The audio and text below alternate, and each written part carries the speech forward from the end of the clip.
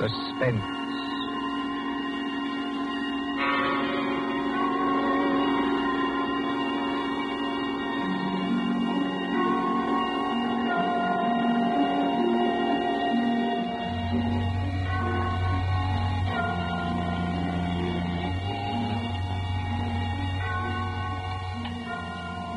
Now let's see.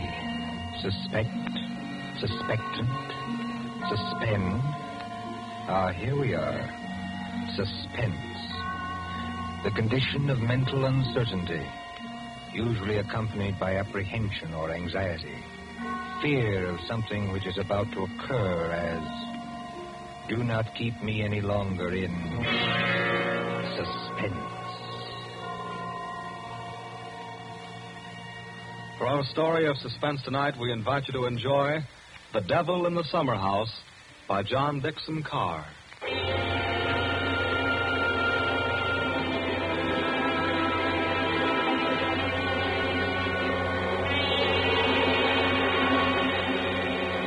Somewhere along the Hudson, perhaps not far from Tarrytown, there is a modest house in its own grounds. Behind it, in a spacious garden, stands a summer house of evil memory. More than 25 years ago, a man shot himself, or at least died, in that summer house. They found Major Kenyon with a scorched bullet hole in his head and the weapon beside him. But we are in the present now. The latticed summer house has grown heavy with vines, and only the other evening 2 men came into that garden at twilight, over the shaggy grass, as a storm was brewing along the Hudson. 2 men, the lawyer from New York. Who's there? And Captain Burke of the homicide squad. Easy, my friend, easy. I was just going to ask you the same thing. My name is Parker. I'm an attorney. You're not Captain Burke. Yeah, the very same and no other. I thought I recognized you, Mr. Parker. Must be something important to bring you so far from New York at this time of night. I was in Tarrytown anyway. I thought there'd be a housekeeper here, but I don't see any light. You've got business here? Yes, in a way. Have you? I don't know. I'll tell you better after you tell me what brought you to a place that no one has lived in for 10 years. Tell me, Captain. Did you ever get an anonymous letter from a dead man? Did you? No, I can't say I did. The letter's anonymous. How do you know the man's dead? Because they're all dead. Every last one of them. Dead and under the ground, where they can't be hurt any longer. Look. There's the summer house where Jerry Kenyon used to work. There are the windows of the library and the dining room. Looking toward it. Confound this lightning. Makes the windows blaze, don't it? Jerry Kenyon hadn't a care in the world. Yet he shot himself. I'll show you the letter. Now, look, Mr. Parker, I couldn't read anything in this light. But if we can get inside the house Certainly we can get into the house. I was the family attorney. I've got the keys. Why should a dead person send me a letter?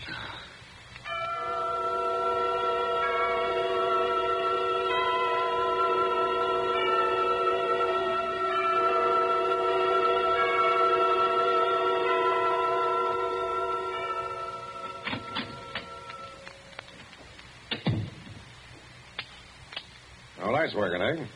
But you got a flashlight, I see. Came here prepared for anything, eh? This is the library. There were always candles on the mantel. Yes, there they are. Have you a match, Captain? Yes, I'll light them. That's better. Same old heavy furniture. Same old thick carpet. Same old globe map. Now, Mr. Parker, this letter that you were talking about. Yeah. Read it. Hey, wait a minute. This thing is dated November 2nd, 1918. That's right, and be careful of that paper. You see how old it is? But it was mailed yesterday. From where? I don't remember. I didn't keep the envelope. Read it. Dear Joe. In case you didn't know it, I'm Joe. Dear Joe, if you want to know how Major Kenyon really died... But we know how he died. It was suicide. Are you sure it was? Whoever wrote this letter doesn't seem to think so. If you want to know how Major Kenyon really died, look in the third drawer of the desk in the library. Press hard at the back of the drawer. Yours very truly. It's not signed. That's right. Now, you sure you don't know who wrote that letter? This is the first time I've been back in this room, Captain. It was almost a home to me once. There's the chair where Isabel sat on the afternoon it happened. Isabel was Jerry Kenyon's wife.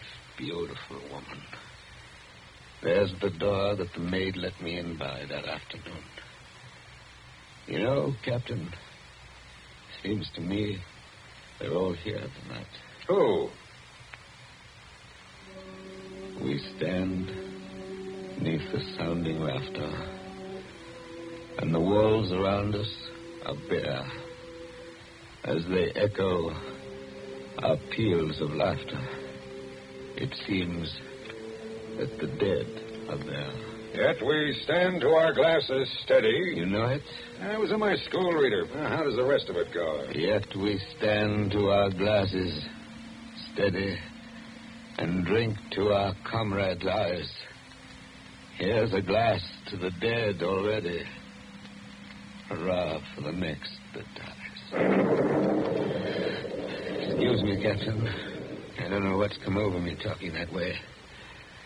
I was very fond of these people. Are you going to look in the desk drawer? This is a lot of nonsense. Then why are you here, Mr. Parker?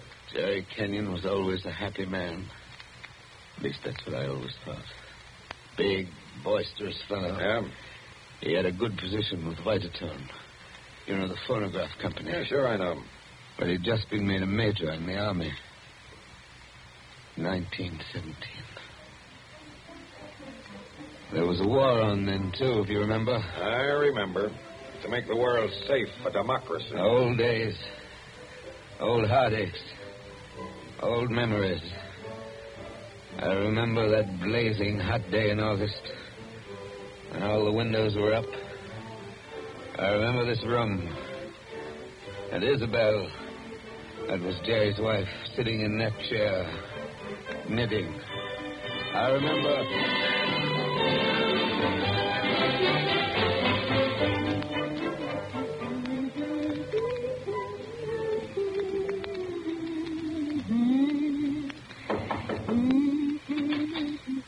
Oh, yes, Kitty. What is it? There's a man to see you, Miss Kenyon. He says his name's Parker. Yes, I'm expecting him.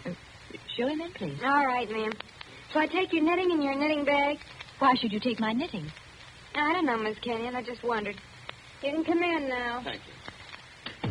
Hello, Joe. Hello, Isabel. You sent for me? Joe, I must apologize for Kitty. Servants are getting to be a problem nowadays. She looks pretty enough to get along. Oh, Kitty's got large ideas. She wants to go on the stage, if you please, and do imitations, like Miss Draper. She only knew how hard it was acting all your life. Isabel, you've been crying. I have not. At least... Is that why you sent for me? I've missed you. You haven't been here in over a week, Joe. I had an idea Jerry was getting a little tired of having me around this house. Oh, no, Joe. Why, Jerry... Yes, what about Jerry? I wish I knew, Joe. That's why I wanted you here. Where is he, by the way? I want to say goodbye to him before he leaves. He's probably out in the summer house where he works with all those papers. He's got a lot of work to catch up with. He's going overseas tomorrow. Yes, I know. He's out there. He's been out there all day. His last day here. I've been alone. That sounded like a shot. Yes, it was a shot, Joe, No, dear. Doesn't seem to worry you. It's only Paul. Jerry's brother, Paul. Oh, thought you'd gotten him off your hands for good. Jerry asked him out. He got here 2 nights ago. That doesn't make it any easier for you, does it? Oh, I don't mind. Jerry's fixed him up with a pistol range in the cellar. Paul's a terribly bad shot. Not like the rest of us. You don't seem to like it, Joe. Shall I have Kitty go down and tell him? No, it's bearable. As long as he keeps away. Poor Joe. But, about Jerry, who is it this time? Joe, Jerry's been home 5 days on leave from camp. Well, never mind what camp. But he spent 4 evenings of those 5 with that Fisk woman. Diane Fisk? The redhead with all the money? Oh, she got money? Well, She must have some attraction then. Please understand me, Joe. It's not that I'm jealous any longer. It's just no, that of course not. Jerry goes his way and I go mine. I may not be without admirers myself, if it comes to that. You've no idea how true that is, Isabel. No, I was thinking about Jerry. He may not always be lucky. He may meet some girl who's not as broad-minded as I am. And then when he gives her the go-by... Paul must be getting really furious down in that cell. He's not hitting anything. He must be using a lot of ammunition. Now, your trouble, Joe, is that you're too much of a gentleman. And if you really want to see Jerry, there he is now. Where? Just standing in the door of the summer house. Look out the window. It's finally bright out there. Doesn't he look noble in his new uniform? Sam Brown belt and revolver and everything. Look how he turns around and waves his cap at us. Like a real soldier. Real soldiers don't exactly wave their caps, do they? He does. Jerry? Jerry! Hello there! Jerry, Joe Parker's here. Who? Joe Parker. He wants to see you. Well, give him a drink or something. I'll be up in a minute. Into the summer house again. Not a care in the world, Now, Henry. listen, Isabel, you've got to slow down. You'll be crying again in a minute. Come on over here and sit down. The light hurts my eyes, that's all. Well, then we'll just pull these blinds. We'll still be able to see it. There, how's that? It's better, thanks. Now, can I get you anything? Oh, no, you heard the Great White Chief's orders. I'm to get you something. What do you have, Joe? A highball? Don't bother with that. Oh, it's no bother. Everything's out in the dining room here. The iceman didn't deliver today of all days, so I'm afraid I can't give you any ice. I read in the paper yesterday that we're likely to have automatic ice boxes any day now. Things that freeze ice by electricity or something. Do you believe that, Joe? I doubt it. Listen, Isabel. Here you are. It's not cold at all. It's the best I could do. Thanks very much. What I wanted to say was, couldn't you get that brother of yours to give up practicing now? Hasn't he done his good deed for the day? Yes, maybe he has. I'll ring for Kitty. You don't have to call me, Miss Canyon. I'm here. Oh, yes, Kitty. What is it? It's only to tell you there's another visitor. This time it's a woman. Lady Kitty. Call her a lady, please. Oh, maybe. She says her name's Diane Fisk. Diane Fisk, that's Jerry. Kitty, tell the lady I'm not in. Lady. She's a fine lady. I don't want to intrude, my dear. I don't want to intrude. Anyway, it's too late, Miss Kenyon. She's coming down the hall now. My dear Mrs. Kenyon. How do you do, Diane? This is a friend of ours, Miss Fisk, Miss Parker. Now, I don't want to intrude, really. I don't. I wouldn't have intruded for worlds, especially on a day like this. Isn't it awful? But your husband simply insisted, my dear Mrs. Kenyon. He simply wouldn't take no for an answer. I'm sure he wouldn't. Do you know what he's brought from his office as a surprise? No. A phonograph recording machine. And he's going to let us use it. So that we can all hear ourselves talk twice. How nice. Heaven's name, can't somebody stop that firing? Don't fly off the handle. Take it easy now. Kitty. Yes, ma'am. Would you please go down the cellar and tell Mr. Kenyon's brother he's driving us all crazy? Tell him to stop. Yes, ma'am. My dear Mrs. Kenyon, I do hope I haven't offended you in any way. I know I'm a silly little chatterbox. They say people who have red hair often are. Because at your age, you must find the heat very trying. Don't you think we'd all better sit down? I was very much interested in what Miss Fisk said about a phonograph recording machine. Mrs. Kenyon was just talking about a machine to make ice. Yes. Isn't science wonderful? But I do think it was neat of Major Kenyon to invite me out here and then go and fall asleep in the summer house. Did you say fall asleep? Yes, of course. How did you know? Well, I came up the back way and I saw him in the summer house with his head forward on the table, taking a nice little snooze. That's very queer. Of course, you couldn't see much except in the bright light of the door, but I think I saw him there. I didn't disturb him, naturally. But I think I'd better disturb him. Oh, now, please don't trouble on my account. The fact is, my dear, I don't altogether trust myself in this room. A woman of my age has to conserve her strength, you know. So if you'll just excuse me. Well, of course, if you... Oh, dear, I just can't think what I'm always saying because I have the best intentions in the world, Mr. Barker. But, Parker. Oh, yes, Parker, but I do somehow manage to offend people being so dependent and everything. Except the men, of course. I couldn't offend you, Mr. Parker. Now, could I? Madam, I'm not sure. Well, of course, the person I really came to see was Paul, Mr. Kenyon's brother. He's a little young, of course, but he's joining up next month, and I think we should all do our bit, don't you? He has such a pleasant personality. I think he likes me.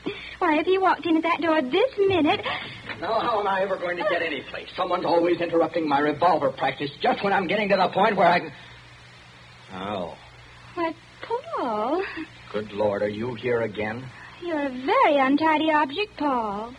Well, it's pretty untidy in this cellar. And dirty. I've got cockroaches on me, so keep away. Did you have a good day shooting? Swell. One of the best. Hit the target? On the only shot that mattered, I hit the target dead center.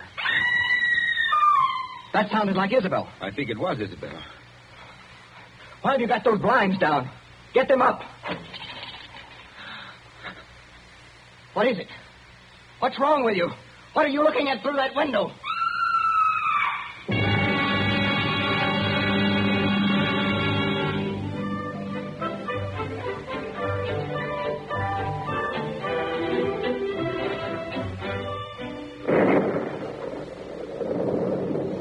That was 25 years ago, Captain Burke.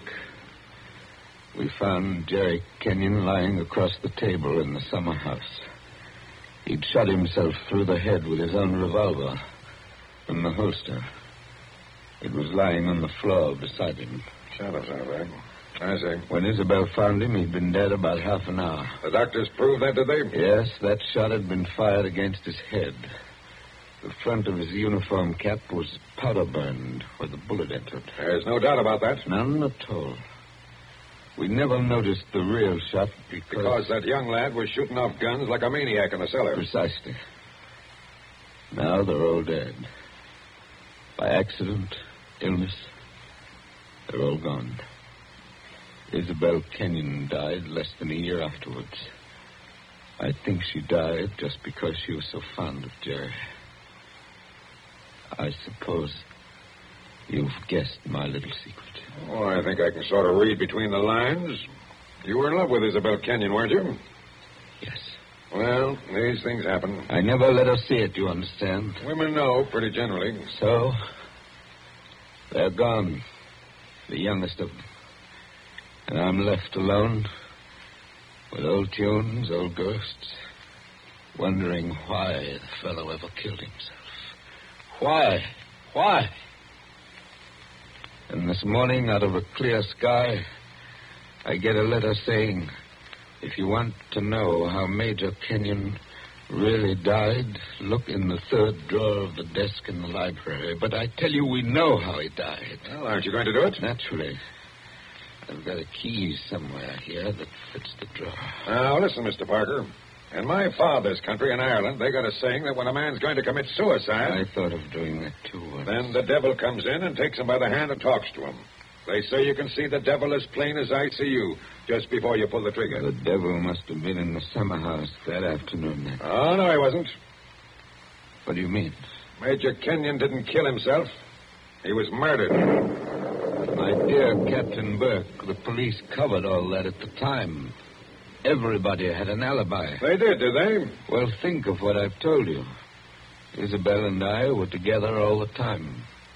Paul, her brother, was shooting off guns in the cellar. Yeah? Diane Fisk. Yeah, what about her? Her chauffeur who drove her there swore he saw her walk straight up to the place.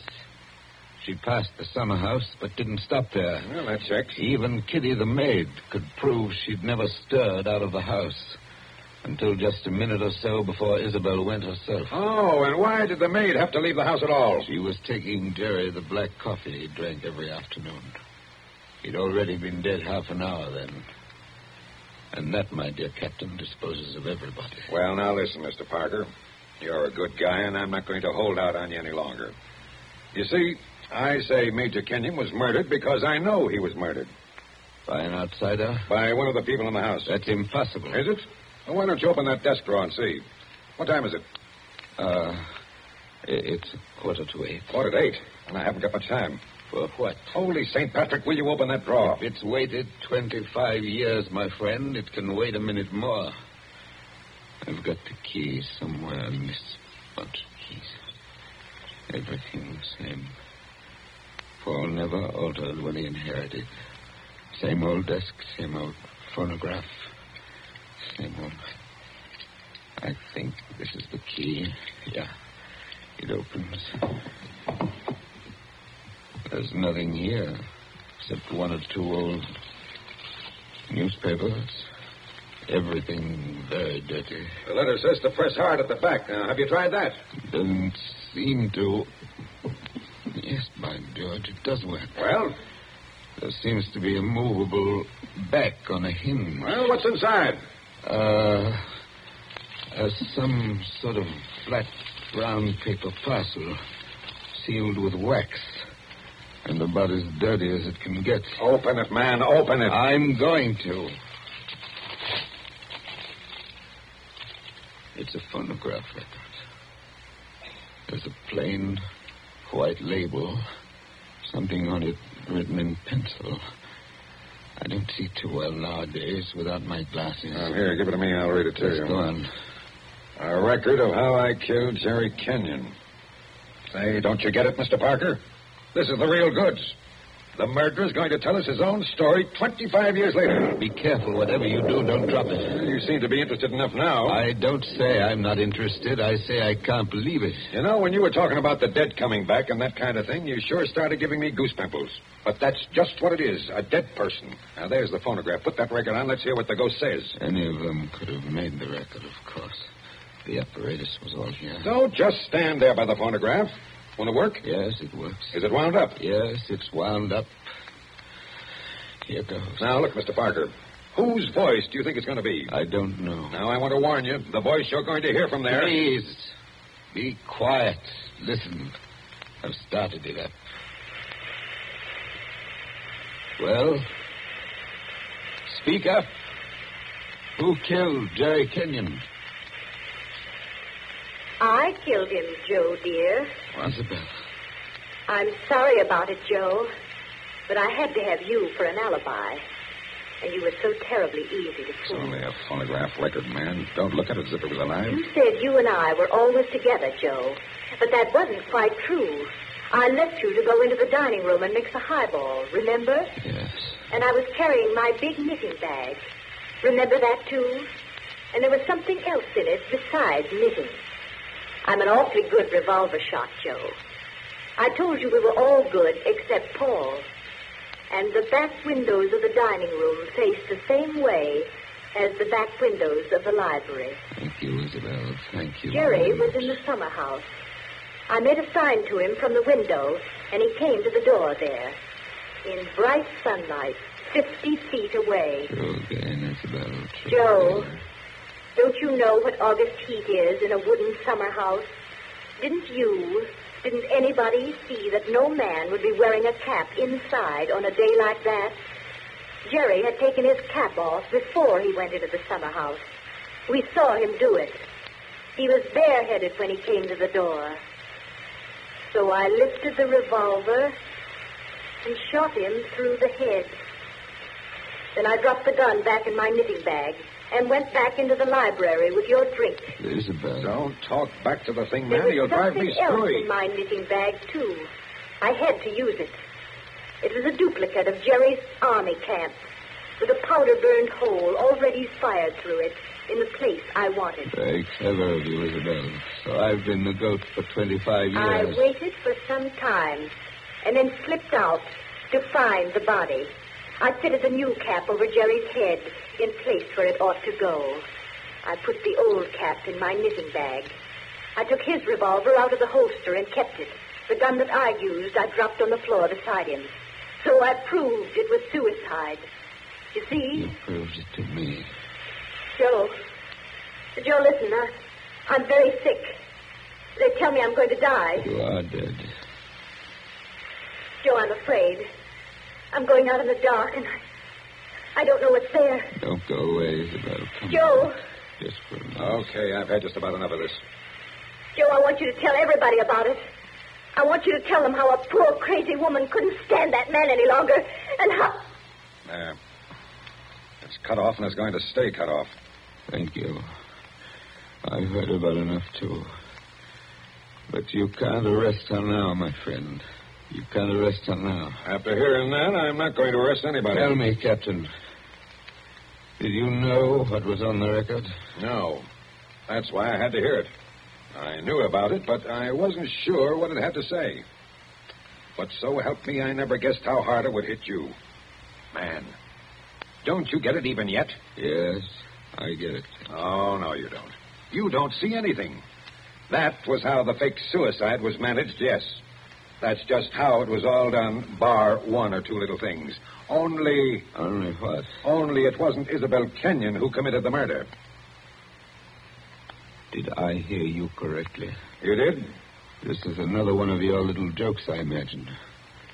Can't you let me alone? Have you some kind of personal spite against me? What did I have to do? You're going to hear the real truth now if I have to hold you down in that chair. I know Mrs. Kenyon didn't kill her husband because I've just come from talking to the real murderer up the river. But they're all dead. Oh, no, they're not. And I haven't got much time either. That clock's just going to strike 8. What's the time got to do with it? Good deal if you'll follow me. Mrs. Kenyon died less than a year after her husband, didn't she? Yes. But it wasn't Mrs. Kenyon's voice you just heard on that record. What? I'm telling you, the real murderer hated her. Hated her like poison and wanted her blamed for the crime. When Mrs. Kenyon died, the real murderer wrote a letter. Well? But she never mailed that letter. She made a lying record of Isabel Kenyon's voice as evidence. Now you figure it out for yourself. Who was pretty enough to take Major Kenyon's eye and strike back like fury when she got thrown over? Who wanted to go on the stage and do impersonations? Kitty, the maid. Ah, you're talking sense. She shot Jerry from the dining room window. When she couldn't borrow Mrs. Kenyon's knitting bag, she went out to the summer house with a gun and the fake cap wrapped in a napkin on a coffee tray. She did go out, I remember. Actually, she got there before Mrs. Kenyon did. But the summer house was dark inside, and Mrs. Kenyon never noticed her. The next day, Kitty wrote that letter, but she couldn't bring herself to send it. So she kept that letter till the day before yesterday. Then one of the boys at Sing Sing... Wait a minute. Thinking he was doing her a kind action, put a stamp on it and mailed it. Did you say Sing Sing? Yes. They're electrocuting her tonight for the murder of an Italian down at Collier's Hook. I found out about the record, all right. But the one thing I wasn't sure of was that she had done the job alone. Now, frankly, the way you acted, I thought that you might have been in on it, too. Well, that's why I had to hear it through. And it was anything but a joke. And now, here it goes to blazes forever.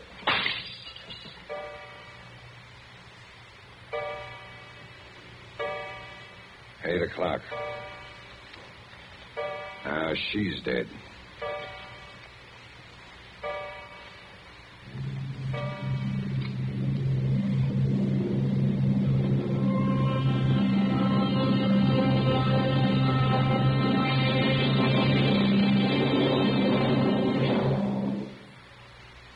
And so ends The Devil in the Summer House.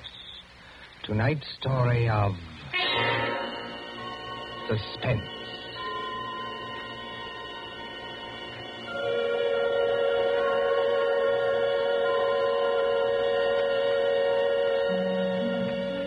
The part of Mr. Parker was played by Martin Gable.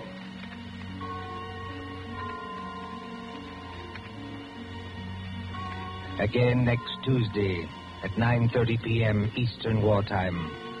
A story dedicated to the thrill of the nighttime, the hushed voice and the prowling step. Another adventure in suspense. William Spear, the producer, John Dietz, the director, and John Dixon Carr, the author, are collaborators on Suspense. This is the Columbia Broadcasting System.